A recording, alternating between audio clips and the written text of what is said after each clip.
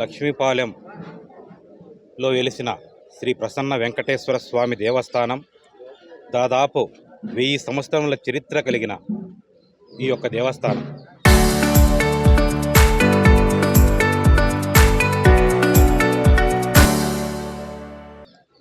ఇది మట్టి రాజుల కాలంలో కట్టారనేదే ప్రతీక ఉంది. ఈ యొక్క వెంకటేశ్వర స్వామి విగ్రహము తిరుమలలో వెంకటేశ్వర స్వామి లాగానే చూస్తే అలాగానే ఉన్నాడు.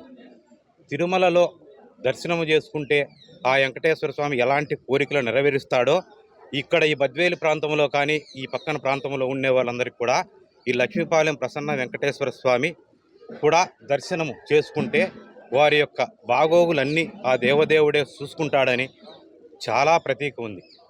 అలాంటిది ఈ కమిటీ సభ్యులు ఈ బ్రహ్మోత్సవాలకి నన్ను ఆహ్వానించడం జరిగింది.